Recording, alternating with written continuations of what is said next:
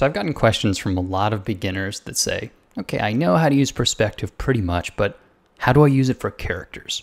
How do I use it for creature designs? And the answer is, well, the same rules. But this really points out the way people feel about perspective, which is it works for rigid stuff, but it doesn't work for soft stuff. Well, that's just not true. So what we're going to do here is think from simple to complex. So if you can think about the basic geometric understructure of an object, all the rest is just detailing it out. So in this way, you could reduce these complicated characters into simple mannequins, basic shapes that you can use to approximate your character. Because these are easier to visualize in 3D space, just like drawing a cube is easier than it is to draw a dinosaur. So to keep things simple for this first example, we're going to work from reference.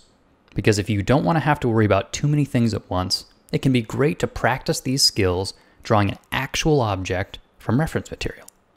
So for this T-Rex, I'm going to start by drawing sort of a bounding box that his skull is going to fit inside of. You could also do this with a full grid if you wanted, but I'm just going to start with the basic bounding cube. And now I need to get to that basic form that I like to call the shell. So here I'm going to draw the basic shape of the jaw. And you'll notice I'm including a center line here. This helps me visualize the shape symmetrically. And I've just put in a simple sphere for the skull, and I'm going to dot in some eyeballs and brow ridges. But this is basically it. This is a sort of cartoon, simplistic version of the dinosaur, but all the basics are here. This, as I envision it, is my shell. Now, of course, just like before, I'm not going to actually draw this on the page. I don't need to render out the shell. This is simply what I envision as I'm working up my drawing. But I've got the reference to work from here, so I don't need to do too much more structure at this point. The fact that I'm envisioning the shell while I begin to add these details means that it's all going to pretty much fall into place. I'm adding in the teeth that I look at in the photo reference, but all the time I'm wrapping it around this mannequin form. I'm thinking of that shell. It's always going to guide where my lines should go. And just like we talked about in the previous videos, the more lines I get into this drawing, the easier it is to proceed. There's so much of these major forms that are wrapping around this shell that I can pretty confidently lay in more and more details. Because right now I'm really just wrapping it around the mannequin. In my mind, I feel the 3D shape, and the rest is just detail and polish. And since I'm working digitally, it's really easy to then go ahead and remove that grid. I can sort of erase away the understructure, and now I just have the pencil lines. And here I can detail as much as I want, but you can see that I really benefited from that early structural underpinning. It makes these details be much more confident. I don't have to do a lot of erasing and fixing the perspective as I go, because I made sure the perspective was right to begin with. And when most people think about drawing creatures and characters, this detail phase, I think, is what people really enjoy. This is what they want to jump to right away. But as you can see, having waited a little while, made sure my structure was right first, this phase is much more convincing. So what if I wanted to envision a sci-fi monster that had no reference? This may be sort of generally like a lizard, but really this is not a real creature. So how would I approach doing a concept art design even though I can't actually look at reference? Well, the answer, the same way. I think first of the shell, the sort of mannequin form that I want to wrap this sci-fi creature around. And even if you don't render it out this way, it's definitely what you're thinking about. So here's realistically what I might start with: a sphere and a couple center lines. And then I can begin to add structure to this, thinking in terms of 3D. And you might notice that I put the horizon line in the center of this image. His top jaw is above the horizon, so I can see the underside of his palate and lots of teeth, and the bottom jaw is below the horizon line, so I can see all the teeth. This was a conscious choice, and it really allows me to focus on the exciting part of this character. Now you can see here I haven't put in any specific details yet. Especially since I'm not working from reference, I'm imagining this character, I have to be really careful about getting accidentally out of perspective. So to avoid that, I spend longer working in this sort of block form, basic shape look. And I'm going to refine it a bit more, and eventually once I'm happy with it, then I'll start adding all my details. But not having that reference to work from means that I have to be more careful about the structure. So if I want to add teeth, I shouldn't just add a triangle like you see on the left. Teeth are cylinders. So just like the simple cylinders we drew in previous videos, that's how you should draw every tooth. It's got to have roundness. And so once you have your form and it's ready to add teeth, well, think of the footprint of each tooth. Draw that cylinder right there onto his jaw, and then extend a tooth straight out of it. It's exactly the same as drawing the footprint of a building and extending it straight vertically. So now I'm to the fun part of the image.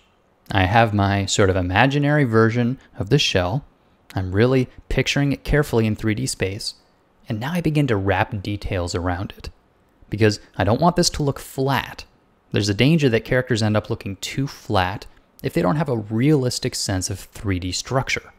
Now, once again, I envision the shell and I wrap the superficial details around it. All the cool stuff, the wrinkles of the skin, the pores, and the little tiny bumps and horns.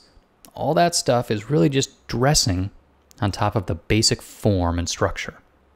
And the rest is just polish. Okay, so what about a human? This is something that people have trouble drawing, but perspective rules work exactly the same for a character as they do for a building. So here I've got a side view of sort of a knight character. And to begin drawing him in perspective, I could put down a full 3D grid, but this time I haven't. All I've done are some converging lines going towards a vanishing point. And what these lines are going to do are line up his primary dividing lines. So the waist, the shoulders, the feet, the top of the head, all of these sit on sort of parallel lines. And just like in previous examples, I'm going to start with that center line, sort of the spine in this case.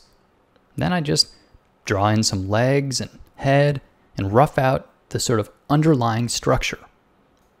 This structure is no different than roughing out for basic objects like we have in previous videos. The only difference is this is a person. And as you've established more and more of your structure, you can begin to add in those details. And here you'd probably look at some costume reference and really figure out what armor looks like. But that underpinning, that general structure that the perspective helped us with, that really sells this image. The rest of it is just detailing. And you're probably good at detailing. But it was those initial perspective lines that really gave us the foundation we needed to make this character believably sit in space. Well, maybe you want to do 2 characters, or a whole scene full of characters. In a situation like this, I usually like to start with a foundation object. So here I'm actually going to start with a table and have my other characters interacting with the table. And a table is good because it's pretty much just a box.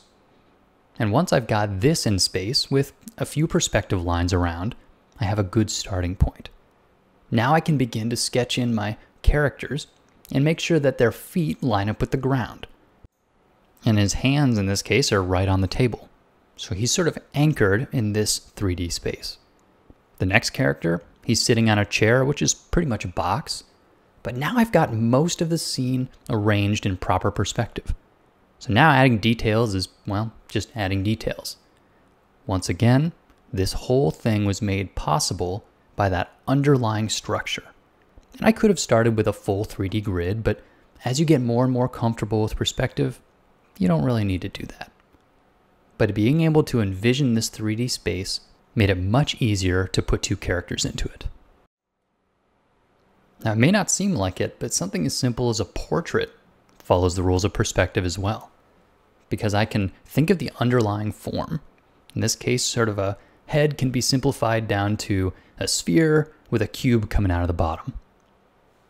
And I'm not going to talk too much about the specifics of the anatomy of the head because it's out of the scope of this video, but the same idea applies. Here we have the shell. And it might sound like old hat by now, but once I've got the shell, the rest of it has a much better chance of falling into place. So here I'm focusing on the center line, just like I did with that back of the rocket ship. Once I can get the center line, getting the rest in perspective, wrapping it around that shell is much easier. And of course, being able to do this successfully is going to require a lot of practice. People are just hard to draw.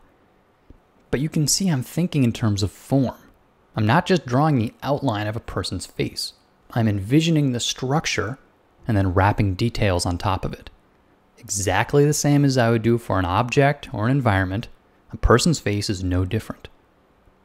And I could detail this as long as I want, and eventually I'll come up with sort of a finished drawing. And working in digital makes it much easier to erase away that understructure, and all I'm left with is the nice final lines.